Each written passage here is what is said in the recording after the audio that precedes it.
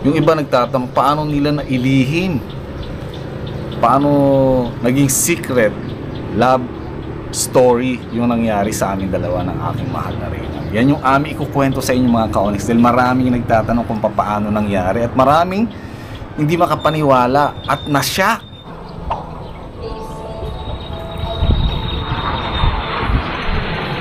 Good morning and good vibes mga ka-Onyx. Narito tayo ngayon sa 3rd floor ng ating kaharian.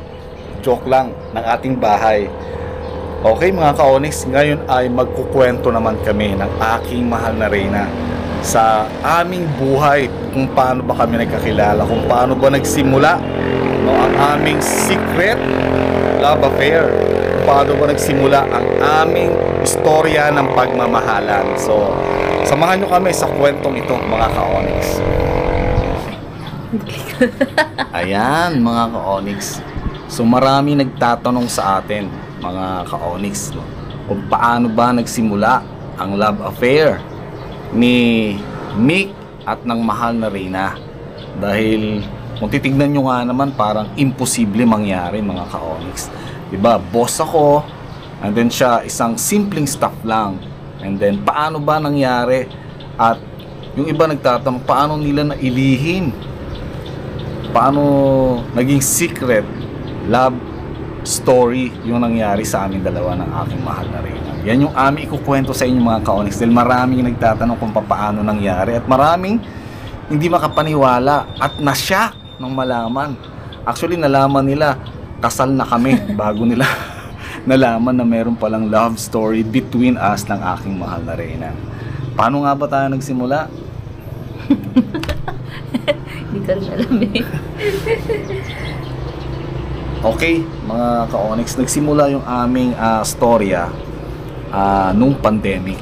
Actually, pandemic love story kami ng aking mahal na Reyna. Actually, nung pandemic, katatapos ko lang rin sa isang break-up na isang relationship. March 1, natatandaan ko. Nag-break kami ng aking girlfriend, and then March 20, nangyari na yung pandemic. And then dahil sa sobrang lungkot niyan, mga Tanda-tanda ka-Onyx. yung date ah. Oo, hindi ko talaga makakalimutan yung date na yan, mga ka-Onyx, ano.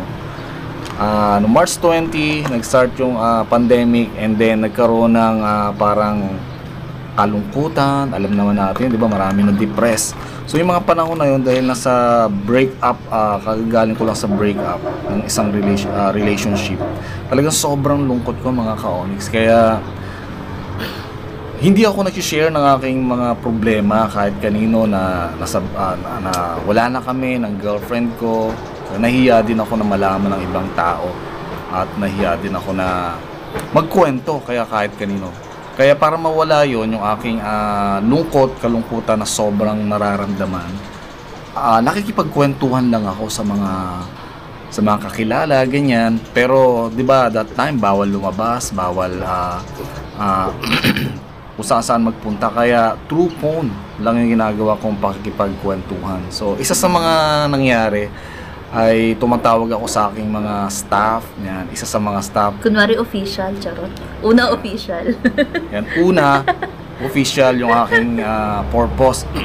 Then pagka medyo maganda ng usapan, medyo parang may mga personal life na yung kwentuhan o yung mga tanong, ganyan. Pagka magandang kausap, so tuloy-tuloy na yung usapan namin. So ganoon yung nangyari sa akin, sa amin, ang aking mahal na Reyna.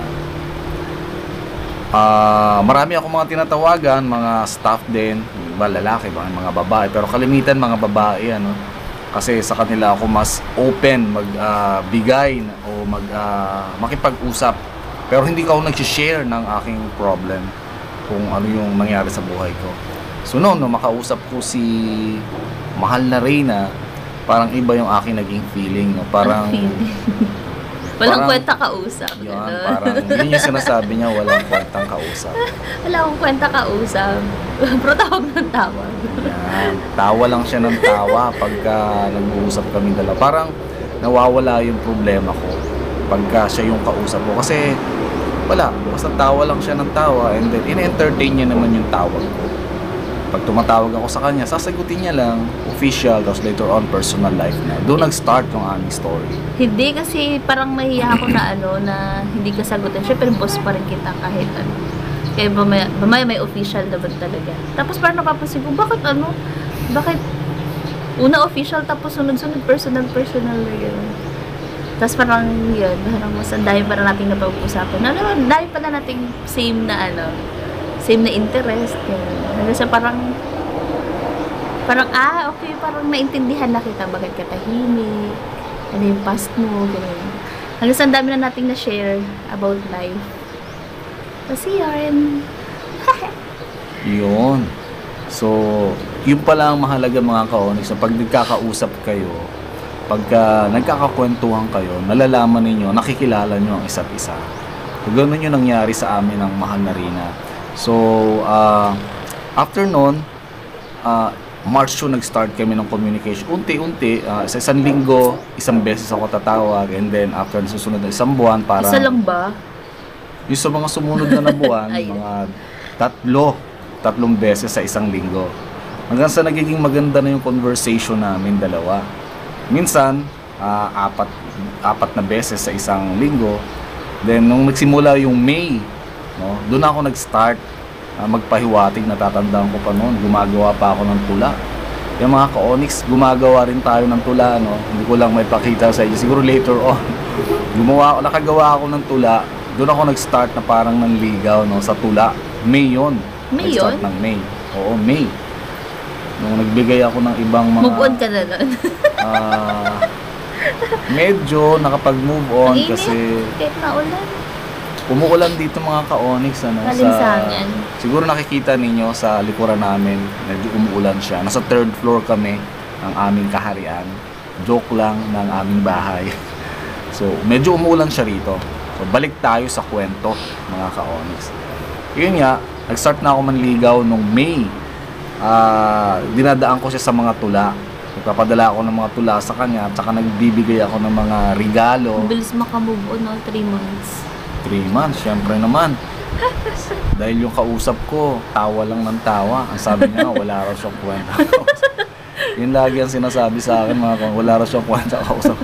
Kung ano-ano lang pinagkukwentuhan. Pero, hindi niya alam mga ka-Onyx. Pero ang tagal natin mag-usap, magkwentuhan. Kahit walang kwenta pinag-uusapan natin, no? Minsan pa ulit-ulit. Yan. Pero hindi na nanawa. Tapos parang yung pala yung natin, isang chemistry natin na kahit mag-usap tayo hanggang madaling araw, hindi boring. Kayang pag-usapan lahat ng mga bagay-bagay. Tama. Isa yun sa chemistry natin. Tama ka dyan. Oo. Yun mga ka-Onyx. So hindi kami nagsasawa magkwentuhan kahit abutin kami nilang oras, namamalayan na lang namin. Anong oras na? Alas 11. Actually nag-start ako tumatawag sa kanya alas 9 ng gabi. Hindi yan office hour mga ka-Onyx, alas 9 ng gabi ako tumatawag sa kanya, pero may oras yun, alas 9, kung hindi alas 9, alas 10, no? Hanggang alas 12 yan. Minsan inaabot kami hanggang alas 2 ng madaling araw pag nag-uusap kami. Niloloko na nga ako ng that time ni Ray, yung ka-boardmate namin. Hi Ray. Sabi niya, sino yung kausap mo? Sabi ko, boss ko. Sabi niya, ay boss, kausap ganitong oras. Official ba yan? Sabi ko, hindi. Sabi niya, iba yan. Sabi ko, Josera, ka-assuming naman. Ayoko mag-assume, pero wala naman talaga. Friend lang, gano'n. Sabi niya, oy, I doubt. Si Ray talaga yung unang nag-isip eh. Si Ray po yung ka-boarding house niya sa Taga sa BPI. bahay. Hi Ray, hello sa baby mo. Si Ray may anak na nauna pa sa amin na nagkaanak. Okay, balik tayo sa kwento. Oops, medyo gumalaw yung camera. Balik tayo sa kwento natin. Yun yung nag-start, May. Nanligaw ako sa kanya through tula. Nakagawa ako actually ng tula sa kanya. Siguro 3, 4 hanggang 5 tula. Hindi ko alam kung nagustuhan niya o nakornihan siya sa mga tula na ginawa ko. And then, nung birthday niya, June 18. Tama ba? Oh, di ba alam? Alam ko June 12 eh. June 18. June 18. June 18, nagbigay ako sa kanya ng chocolate, kung matatandaan ko. Tama, no? Nagbigay ako ng chocolate, tapos may message ako doon sa chocolate. Sweet chocolate for my sweet office mate. Yan, no? Tapos naka-heart yun. Naka-heart yun. June yun, mga ka-Onyx. So, hanggang June, July, August, September, continuous yung aming communication na walang iba nakakaalam. Kasi gabi nga kami nag-uusap. And then pagdating naman talaga sa office mga ka-Onyx, talagang Wala lang. professional. Wala, parang walang something. Yes. Parang wala talagang something. Parang hindi kami nag-uusap. Kasi ganun pa rin yung treatment namin sa isa't isa. Boss talaga ako. Hindi ko kinukonsider na friends kami. Basta kung ano yung aking instruction, gawin niya. Hindi kasama yung friendship namin that time pagdating sa trabaho. Pag trabaho. Kahit naman nung tayo na talaga, ganun pa rin. No, kahit nung Kaya tayo- na well-trained na, simula nung simula. Kahit nung kami naman na ay ganun pa rin yung treatment. Basta boss ako, sir ang tawag sa akin. Ako, ganun din ang tawag ko sa kanya. Pagka may instruction, utos, sundin niya. Walang special treatment. Kahit ipatawag niya ako ng kaming dalawa lang sa office niya, sa room niya. Kahit kami na nun, officially. Pero pag kaming dalawa, pag nasa office, as in official, sir, staff. Usap, walang emotion. Parang, basta walang something, as in, official, professional. Kahit kung tutusin, kaya naman namin parang alam mo, light na usap as some, magjowa. Ganun. Pero wala. Kaya pag nasa office kami mga ka-Onyx, kahit dalawa lang kami sa room, Naset yung standard. yes, Nasanay walang na. usapang personal, usapang official lang. Kasi madalas naman pinatatawag ko yung mga staff sa room. Pagka One by one. isa-isa, sa pagka may instruction, may mga dapat pag-usapan, mga meetings na one-on-one. So sa room, o kinakausap. So ganun din siya, pero pag kami nag-usap, wala pa rin talagang personal na usapan. Official is official. Tapos Pero kung pagalitan mo ako, gagalit ka pa din. Parang wala lang. As yes, in. totoo yun mga ka-Onyx, no? Kasi basta official, talagang hindi naman talaga ako ganun magalit. Alam naman nila yun. Makikita lang nila na meron Hindi gusto. Oo. Makita nila na galit ako pero hindi ako ganun magpakita ng galit na hindi ka ma-offend pagka masama o galit ako. Tapos paglabas ng office, napapaisip ako. Ano ba yun? Jowa ko ba talaga yun? Kung kaya niya naman akong tulungan, ba't hindi ako tutulungan? Ba't masyado niya akong ini-stretch? Na kung tutusin, kaya niya namang gawing light. Tulungan niya ako as jowa, as boss, ganyan. Hindi! As in. Kahit gabi na, kaya minsan yung tampo na dadala ko pag gabi na kaming dalawa na lang magkwentuhan, parang nandun yung tampo. So yan mga ka-Onyx, no? Kasi ganun tayo dapat mag-train, no? Kasi walang personal, official. So hindi natin kayang ibigay lahat ng oras natin sa dami ng trabaho natin. Kaya tinitrain natin yung mga staff na magawa nila yung kanilang mga dapat na duties and responsibilities. So walang tawag dito, Special treatment. Walang special treatment. Kasi ganoon din yung ibang staff. So gawin nila, pag may kailangan, tanong, bibigay natin hanggang saan yung kaya natin i-provide. Pero sinasabi ko, hindi lahat ng oras ay kaya natin ibigay sa kanila. Dahil marami tayong sinisettled, marami tayong hinahawakan ng mga tao din na tinitrain natin sa kanilang mga responsibilities. Baka nga mas hard ka pa nga sa akin eh. Kasi masyado ka ring diretso magsabi. Kung sa iba siguro may preno, pero pag sa akin parang wala. Ano ba? Siguro may times nga, na gano'n, no? May times na gano'n. Kasi parang ganda na-feel ko na parang yung iba parang tutusin kaya mo naman din akong... Parang nawawala na tayo sa kwento natin eh. Nag-iba. pero pasok pa rin naman siya. Sa start pala tayo. Pumasok na tayo dun sa tayo na Oy, eh. Actually, i-move wala mo pa na lang yung video na i-cut mo doon sa dulo. So yan mga ka-Onyx, balik tayo, no? May, June, July, yun. Nanliligaw ako sa mga narina. November, no? 7 buwan na mula nung May na nanligaw ako sa kanya. November. Tatandaan namin yung sa Balar, kasama namin si Ibon. November 10. November 10, natatandaan niya yung date talaga. So, tinirit nila ako kasi birthday ko November 17. Advance. Dinala nila ako sa Balar, hindi ko alam Kasi wala tayong time doon. kung ano. And then, yung pala surprise para sa akin, ano. Kumain kami, tinrate nila ako, nilibre nila ako ni Ibon. Remember Tatlo lang Ebony? Tatlo lang kami nun mga ka-Onyx. So, anong nangyari, doon ako nagkaroon ng pagkakataon. Sabi ko talaga, gusto ko na magtapat. Kasi ang tagal na mga ka-Onyx. Parang walang nangyayari. Parang as in, wala lang. Tagal na siya. Samantalang iisipin nyo, no? yung mga past na mga nangyari sa iba. 1 month lang na talagang panliligaw.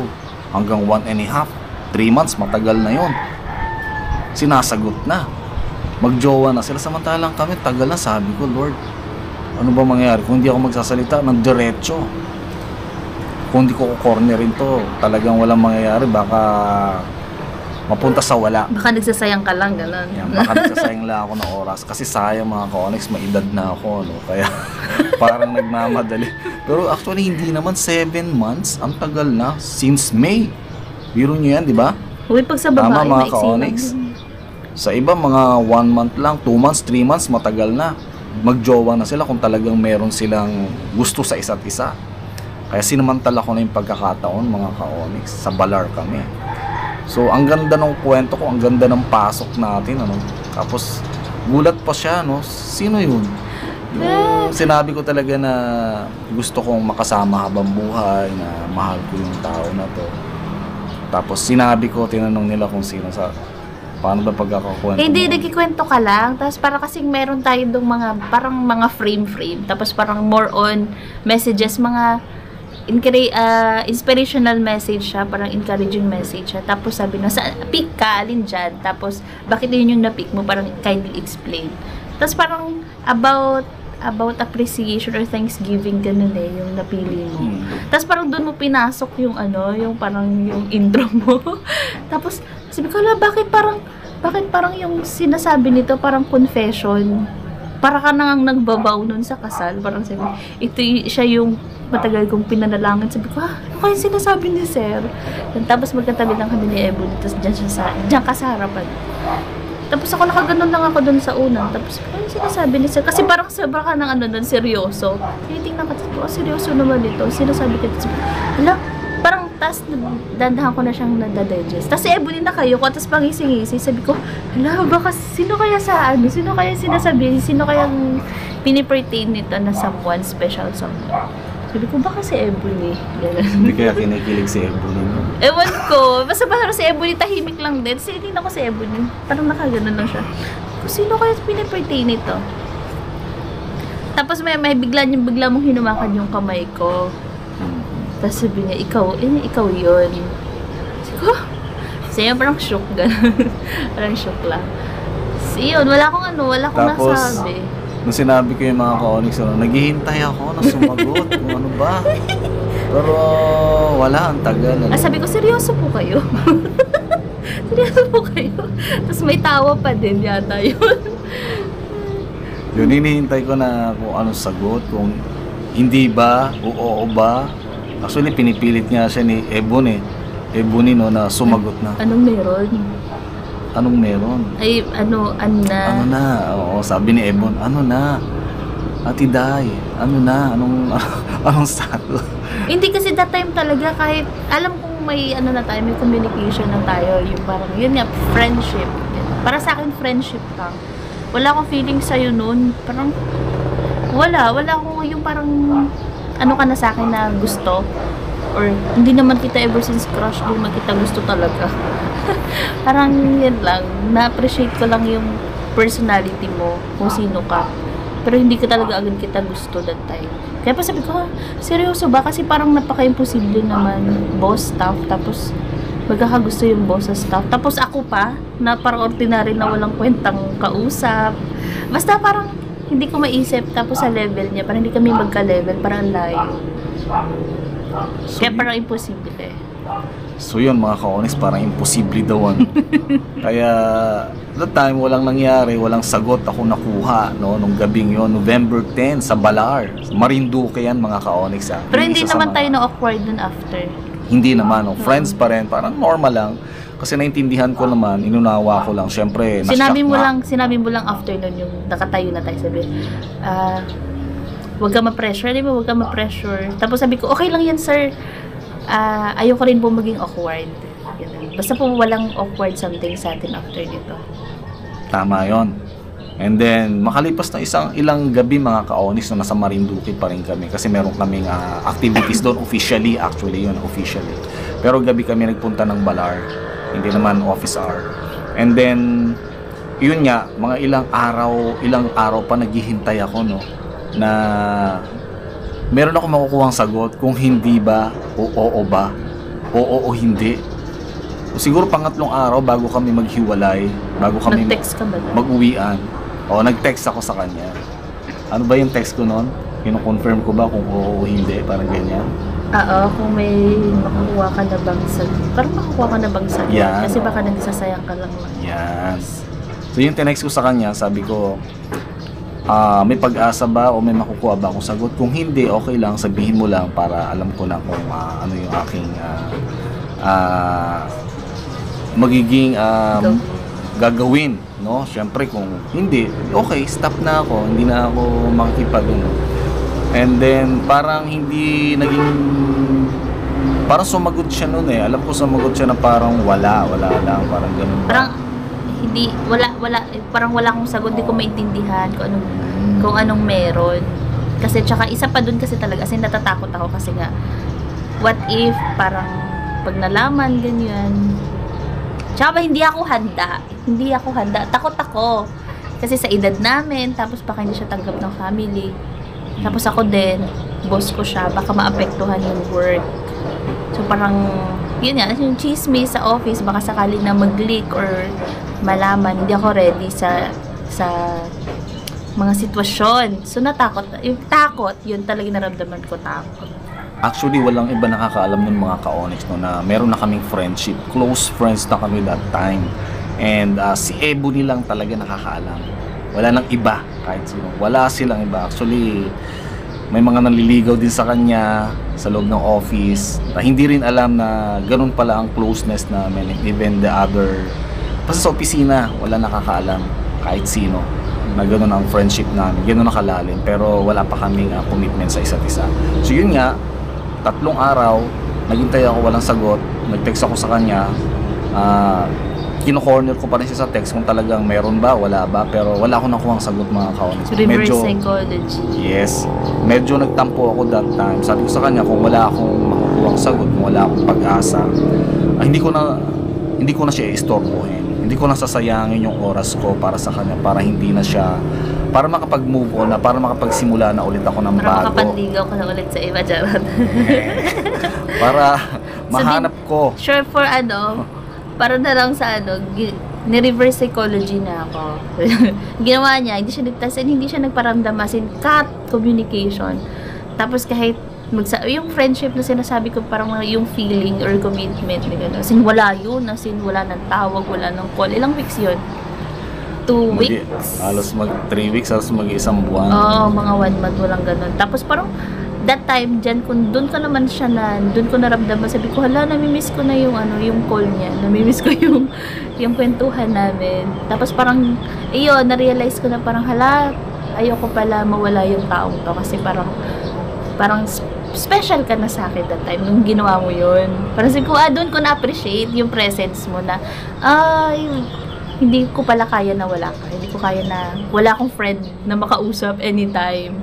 Tapos mag-share ng kahit anong bagay-bagay, makakwentuhan na ganong kalalalim.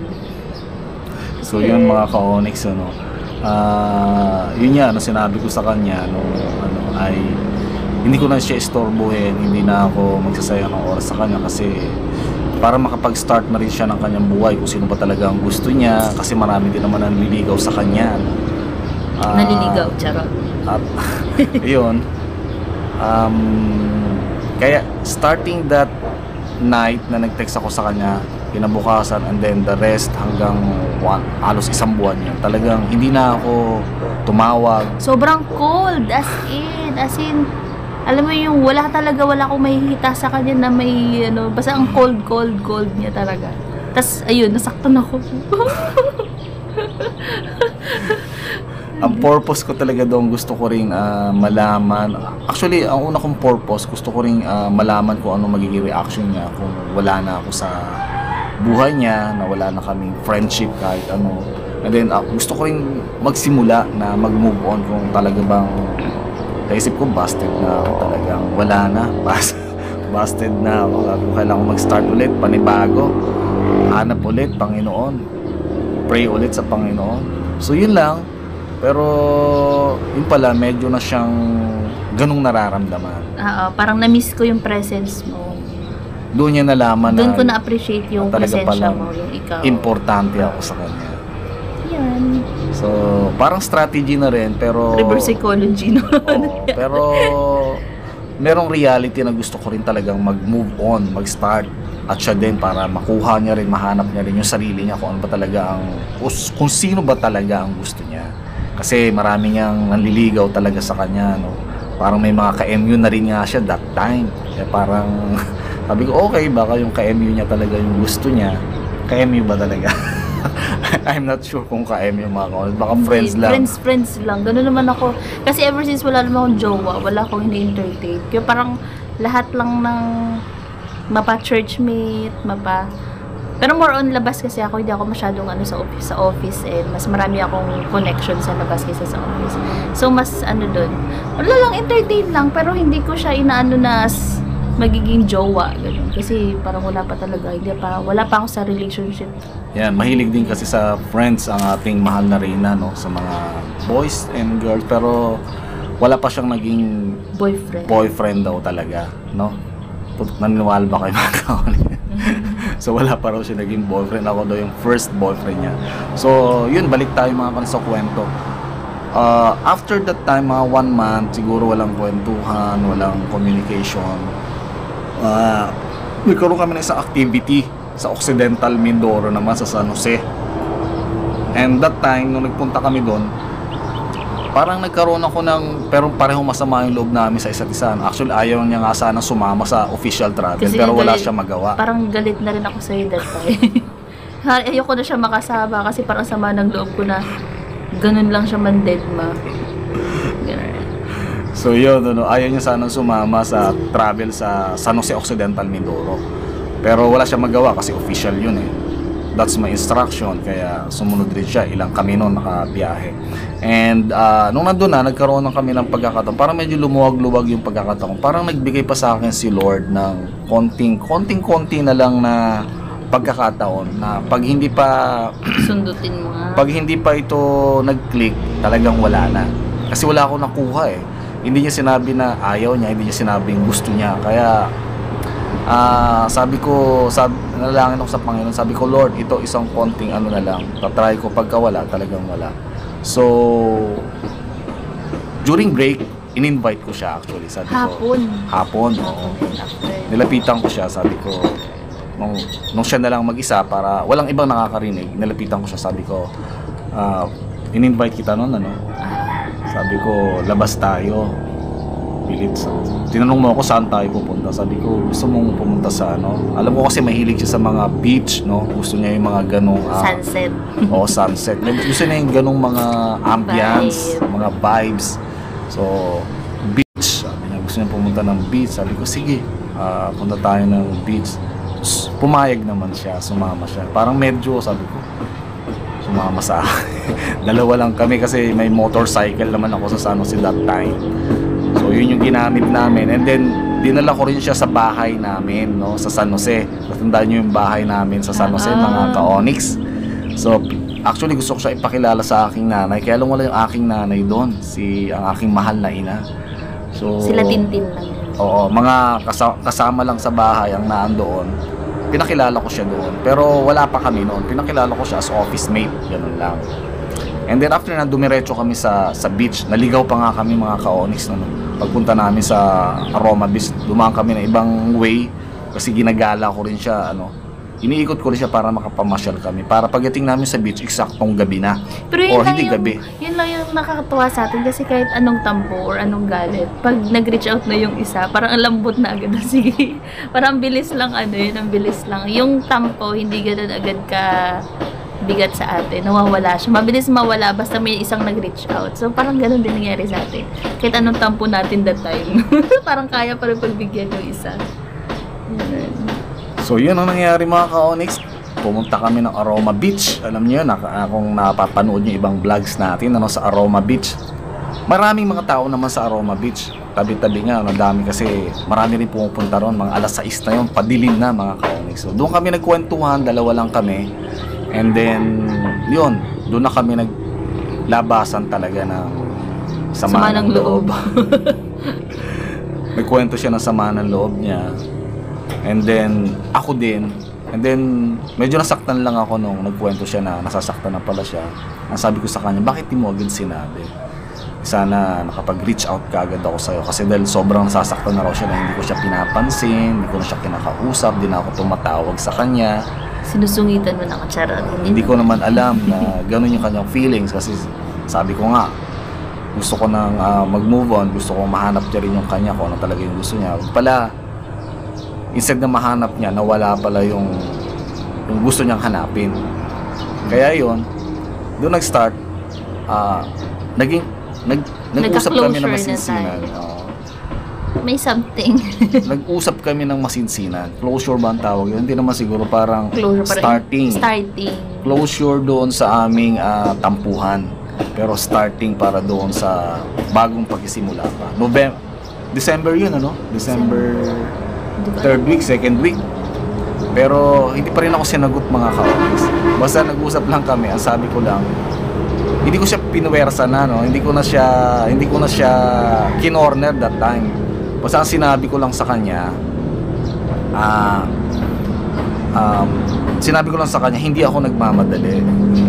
Ganoon ang sinabi ko, mahirap naman nating madaliin. Ano? Hindi ako nagmamadali, pero ang gusto ko lang malaman kung meron akong pag-asa. Yung assurance lang kung meron ba akong pag-asa. Pero kahit kailan mo ako sagutin, basta gusto ko lang malaman kung meron bang pag-asa o wala. Yun lang naman na gusto ko malaman. Ano ba sagot mo noon? Parang ayun yung sinabi ko rin yung tunay na nasaktan ako nung hindi ka na nagparamdam. Hindi, ano sagot mo nung sinabi ko kung meron ba akong pag-asa? Parang hindi ko na nga tanda. Meron, pero takot ako. Takot ako. Ayun, marami pa siyang doubt sa akin, mga ayos, Kasi parang, syempre, sa edad ko nga naman, sa dami ng pinagdaanan ko, sa status ng buhay ko, kasi meron akong anak, mga ka-Onyx. Ako ay annulled actually. Annulled ako at meron ako isang anak. Kaya pwede naman ako magpakasal na kasi annulled na ako, binata na ako. Gusto ko lang naman that time maging friend tayo, okay tayo. Hindi ako nag-after na as in official jowa. Basta gusto ko lang hindi ka mawala, doon ka pa rin as friend. Then, doon ulit nag-start, mga ka-Onyx. Sabi ko nga sa kanya, nung pumayag siya, tawag dito, nung sinabi niya na merong pag-asa at natatakot lang siya, sabi ko, willing ako maghintay kahit kalahating taon, kahit isang taon pa. Yun ang sinabi ko talaga, kalahating taon, isang taon pa, na maghihintay ako sa sagot niya sa akin kailan niya ako sasagot. Istorya eh. Kaya yun, tawag dito. Yun na. Doon nag-start, tapos nabuhayan ka na. haba ng storya kami. Doon nag-start, tapos sabi ko sa kanya, medyo nabuhayan ako, pero sabi ko sa kanya, pwede ko bang hiramin yung kamay mo sa First time. Nagpaalam ako sa kanya first time, ayoko namang hawakan. Hinawakan ko ba nung nasa balar tayo? Ay, parang ganun lang, ikaw yun. Parang tinapi ko lang sa parang ikaw yun. Ginanong ko lang. Pero that time, nagpaalam ako sa kanya kung pwede ko bang hiramin yung kanyang kamay. So, oo naman daw, okay naman daw. So, hinawakan ko yung kamay niya. Parang doon ko naramdaman na napaiyak, halos napaiyak talaga. Actually, nung nag-uusap kami that time, umiiyak. Pinipigilan ko lang yung aking pag-iyak. Kasi parang masaya na, masakit na sobrang saya nung nagkaayos kaming dalawa. Kaya napapansin niya, napapayak ako. Pinipigilan ko lang napapayak. Lalo na nung hinawakan ko yung kamay niya. Parang doon ko talaga naramdaman. Yung nag-iba yung boses mo. Doon ko naramdaman yung pag-asa. Pag-asa at saka yung parang pagmamahal. Yung care. Doon ko naramdaman, mga colleagues. Then, doon nag-start. Pero hindi pa rin kami. December yon. Pero nagkaroon ulit kami ng isang biyahe 2021 at that time, di ba? 2021 at that time. Siguro. April. Doon nag-start yung aming istorya, and then April 2021 nagkaroon kami ng biyahe naman sa Marinduque, mga ka-Onyx. And then sa Marinduque, doon niya ako sinagot na. Tama ba? April 10, after namin na... Hindi pa, another year pa kasi nag-lockdown pa eh. Hindi, yun na yung Na-quarantine pa tayo. Hindi, after ng quarantine, nandoon na nga yun. Hindi na August tayo natin na-quarantine. August tayo na quarantine. Tapos na Tapos pala November quarantine. tayo nagbalar. Hindi na lang natin na ikwento yung na-quarantine tayo. Okay, cut yun. Sige. Oo, April. Kwento natin yung na-quarantine tayo. Hindi na. Hindi na. Hindi na. Kasi haba. saka na yung kwento na yun. So yun, mga ka-Onyx, no? Doon nag-start after ng April na 2021. April 10, hindi ko matatandaan yun. Hindi ko makakalimutan yun. After namin na magpunta sa Maniwaya Island, no? Kasi doon na kami nag Holy Week. After ng biyahe namin, hindi lang kami umuwi. May ilang kami mga official na kasama. Hindi na kami umuwi. Tapos April 10, after ng Maniwaya namin. So tinanong ko siya. Ang tagal sumagot, mga ka-Onyx. Hindi mo alam kung oo o hindi. Oo o hindi. Tapos yun, napaamin ko rin, ano, umuo din. Tuwan-tuwa ako nung umuo ang aking mahal na Reyna. Talaga sabi ko, wow, hindi ko makalimutan itong... Tanda mo pala talaga yun, Dave? Oo naman, April 10. Anyway, April 10 hindi yung ko na nga tanda yun eh. sa bahay ng aking unika iha. April 10. Doon kami nag-date, nagbuko kami doon. And then, doon niya ako sinagot. Hindi ko na tanda yun. Yan. Okay? Yun yung kwento ng aming, kung paano nagsimula yung aming live love story, mga ka-Onyx. Pero marami pang ibang kwento sa mga susunod na namin ikukwento. Ano yung naging mga pinagdaanan namin mga sitwasyon pa pagkatapos niya ako sagutin ng April 10, 2021. Marami pa bago kami humantong sa kasal, mga ka-Onyx. So yun yung kwento namin na nag-start ng pandemic. Nag-start ng official na tawag sa gabi, alas 9, alas 10, hanggang sa personal na buhay, para-paraan daw, sabi ng mahal na Reyna. At hanggang sa sinagot niya nga ako, ang tagal, mga ka-Onyx, no? November is 7 months na, December 8 months, January, February, March, halos 1 year? Halos simula ganun. nung nagkaroon tayo ng ano. Starting 7 months nung November. 7 months, December, January, February, March, April. Tama. 12 months, 1 year, mga ka-Onyx. Ganun ako hindi ka sure sa'yo, charot. Ganun daw siya, hindi ka sigurado. Nag-contemplate. Kasi syempre nga naman, sa edad natin. Tapos wala pa siyang talaga naging boyfriend.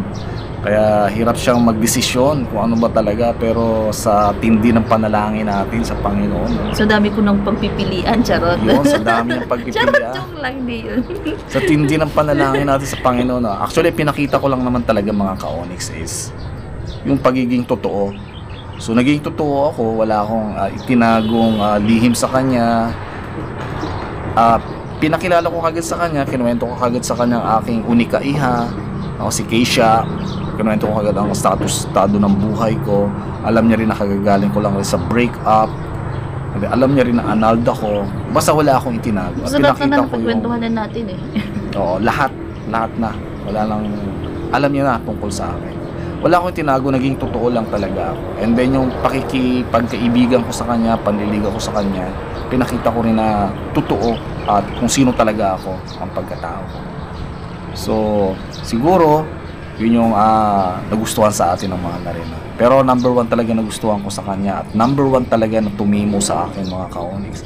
Gaya nung kasal namin, na sinabi ko doon, nung sa Marinduque nag-start kami February, actually yun, bago mag-pandemic, katapusan ng February, na March 1 kasi 'di ba nagkaroon ako ng breakup March 1. Siguro yung mga February 28 that time na nagkausap kami sa Marinduque. Nung nakita ko siya na ganun pala kalalim yung kanyang pananampalataya sa Panginoon. Ganun kalalim yung kanyang pag-ibig sa Panginoon. Sabi ko, doon ako na-touch talaga, mga ka-Onyx. Doon ako, sabi ko, Ang lalim ng babae. Ano yung words na binanggit ko nga sa'yo? Everything has a reason. God has a reason for everything. Yun yung sinabi niya. Kasi may mga problems kami pinagdadaanan that time, pero siya parang kulang, chill. Parang nag-i-emote ka nun eh, nag-i-emote-emote gano'n. That time. Basta parang nag-open ka na, basta nasa table lang tayo ng mahaba. Tapos nilapitan ka namin, Sir, ba't kayo gano'n? Parang malungkot ba? In-approach namin siya ni Ebony, gano'n. Kasi parang doon ko si Kahada, parang ang lungkot ni Sir Mike. Siyempre as a staff concerned sa boss. Pero wala namang something. Tapos parang yun lang naman kasi parang stand ko kasi sa buhay na everything happens for a reason. Lahat naman may purpose. So parang sinabi ko lang sa kanya yun, yung pala tumatak sa kanya yun. And hindi lang rin yun, that time na kasi nag-start na kami magkaroon ng problem ng aking ex-girlfriend. February 28 yun, kaya gano'n na akin nagyan. And then, nagkakwentuhan pa rin kami about spiritual aspect. So, marami siyang sinishare. So, nakita ko, sabi ko, parang natouch yung aking spirit. Yung aking spirito, sabi ko, ang lalim naman ng pananampalataya ng babaeng ito. Sabi, parang na-encourage ako, yung aking spirito na maghabol sa Panginoon. Then nakita ko, sabi ko, Lord, sana kung bibigyan niyo ako ng isang makakapareha sa buhay ko, sana ganito rin yung faith. Yun yung sinabi ko. Hindi ko sinabing sana siya. Ang sabi ko, sana ganito rin yung faith, ganito rin kalalim na parang kulang siya, parang basta masayahin lang siya, pero ang pananampalataya sa Panginoon, ganun kalalim. Yun yung kagad yung pinalain ko. Lord, sana ganito rin kalalim yung pananampalataya pag-ahabol sa yung babaeng ibibigay mo na kapareha ko habang buhay. Yun lang ang panalangin ko. And then after that nga, February 28 yun, March 1, nagkaroon na ako ng break up with my ex-girlfriend. So, yun yung naging story ng aming love story ni Day at ako. Sana nag-enjoy kayo mga ka-Onyx. So, later on, yung iba pa kukwento namin. Kung may iba kayong mga comments na gusto nyo masagot namin, pwede po kayong mag-comments. Sa lahat ng mga viewers, maraming salamat sa inyong lahat at see you next time. Sana nag-enjoy kayo at sana may natutunan kayo sa aming vlog na ito.